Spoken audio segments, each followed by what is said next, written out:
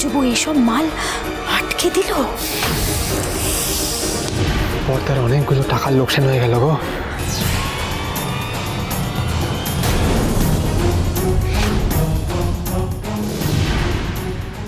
শঙ্কর কোথায়? দেখছি না।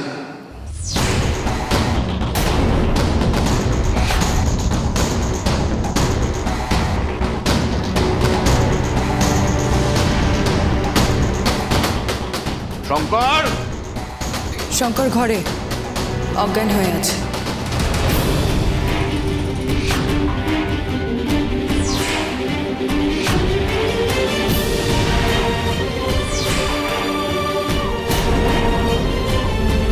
আমাকে আর শঙ্করকে দুজন এসে মুখে রুমাল চাপা দিয়ে ক্লোরোফর্ম দিয়ে অজ্ঞান করে দিয়েছিল। ঠিক বুঝলাম না মেজবউ। অজ্ঞান তো দুজনকে করে দিয়েছে, তাহলে তুমি নিচে আর শঙ্কর উপরে কি করে?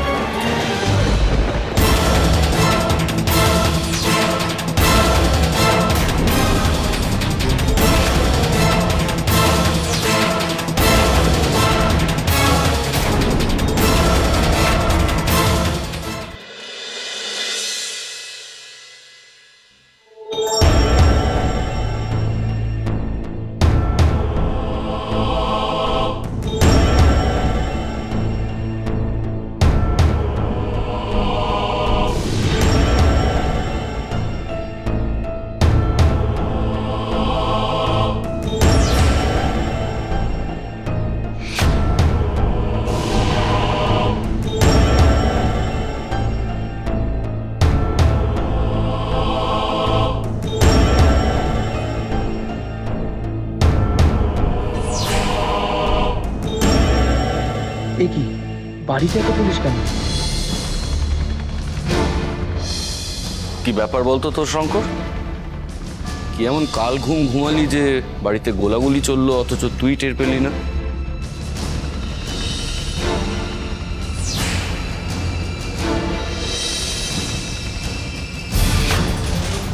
আমি তো বললাম দাদা শঙ্করের কি হয়েছিল। বলিনি মিস্টার বরাট? আমাদের ঘরে মাঝরাত্রিরে কেউ একজন নক করে।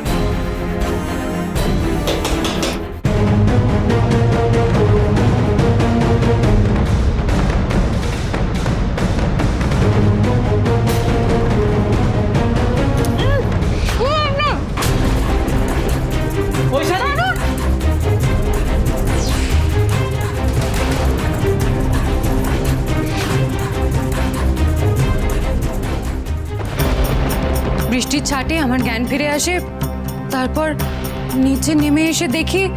দাঁড়াও দাঁড়াও দাঁড়াও, আষাঢ়ে গপ্পেরও একটা সীমা পরিসীমা থাকে। ক্লোরোফর্ম, তোমার জ্ঞান ফিরলো ক্লোরোফর্মের থেকে, ওর জ্ঞান ফিরলো না কেন? শঙ্করের শরীরে হয়তো ওষুধের প্রভাবটা বেশি ছিল, এমনটা কি হতে পারে না মিস্টার বরাট? হ্যাঁ, হতেই পারে।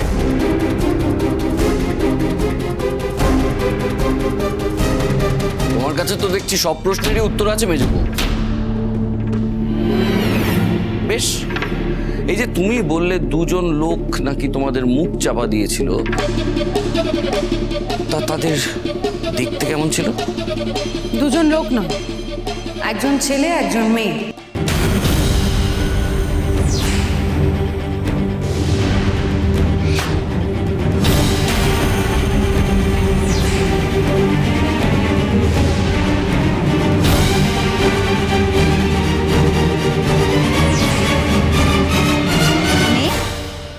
এর মধ্যে আবার মেয়ে এলো কোথায়?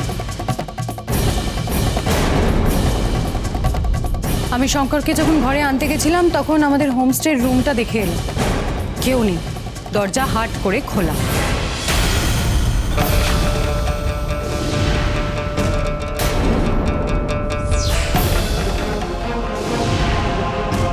ও, তার মানে ওরাই এসব জিনিসপত্র পাচার করছিল, তাই তো? হ্যাঁ তাই, ওরা এসেই ছিল এইসব পাচার করবে বলে। ওদের ডিটেলস নেই, ডিটেলস ইত্যাদি কিচ্ছু নেই। আসলে সবার তো দয়ার শরীর, বর্দা আমি বারবার বলেছিলাম যে এদেরকে ঢুকতে দিস না, বাইরের লোককে বাড়িতে ঢুকতে দিস না, তো শুনলো না। আর প্রত্যেকবার এই মেজ বৌদির জন্য আমাদের ঝামেলায় পড়তে হয়, প্রত্যেকবার। শোনো, ততক্ষণ না পর্যন্ত আমি এই বাড়িতে আছি ততক্ষণ পর্যন্ত এই বাড়িতে ওনারা ঢুকবে না। এক্ষেত্রে আমি দোষ মেজবউকেও দিতে পারবো না, কারণ আমিও তো ওদের থাকতে দিতে বলেছিলাম।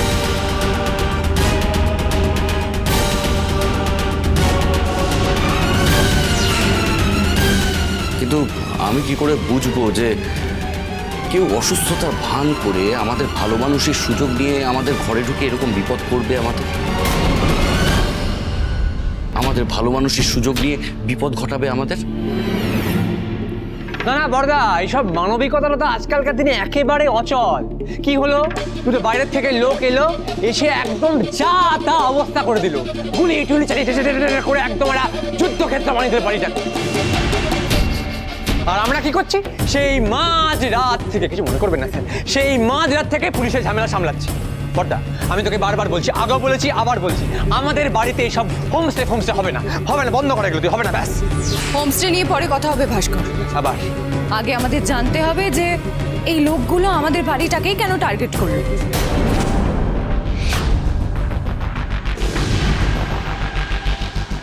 এরা তো এই বাক্সটা নিজেদের সাথে আমাদের বাড়িতে নিয়ে আসেনি।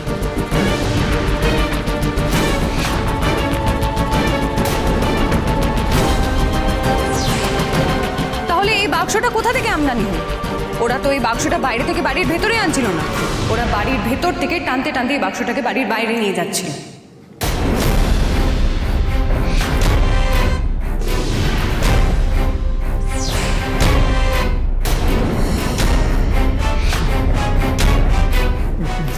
এই বাক্সটা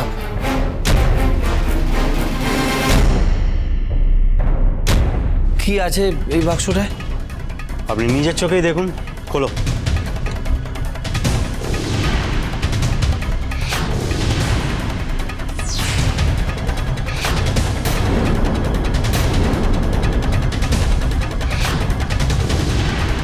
হে কি এইসব? কি বন্দুক, সোনার বিস্কুট, এগুলো কাদের? ইয়েস, এগুলো পাচার করা হচ্ছিল।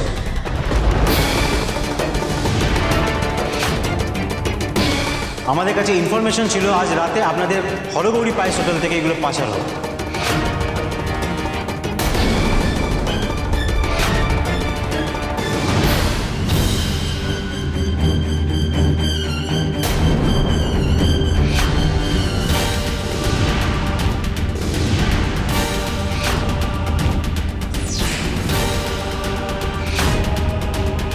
কি বলছেন কি আপনি? আমাদের হরগৌরী পাইস হোটেল থেকে এসব মাল পাচার হবে আপনারা জানতেন?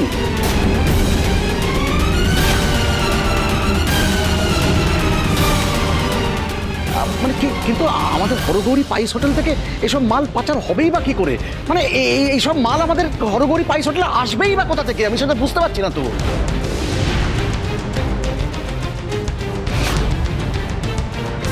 এই শেষদা, এনারা সব কি বলছেন? আমাদের বাড়ি থেকে সব পাচার হওয়ার কথা ছিল। ও বাবা গো, আমার তো হাত পা পেটের ভেতরে সেদিয়ে যাচ্ছে গো। না না, আপনাদের কোথাটা ভুল হচ্ছে। হ্যাঁ, না, আমাদের কোথাও ভুল হচ্ছে না। তার প্রমাণ তো আপনাদের চোখের সামনেই। আর মিসেস ঘোষ তো বললেন এই বক্সটা বাড়ির ভেতর থেকে বাইরের দিকে টেনে নিয়ে যাওয়া হচ্ছিল।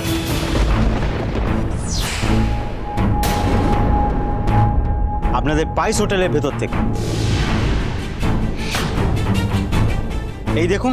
এই দেখুন বক্সটাকে টেনে নিয়ে যাওয়ার দাগও আছে।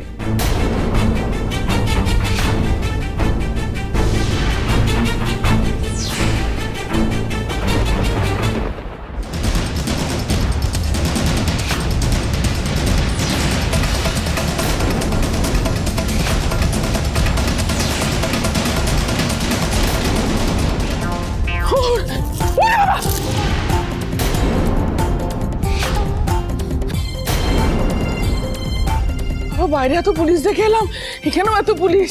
কে আবার কি করেছে রে?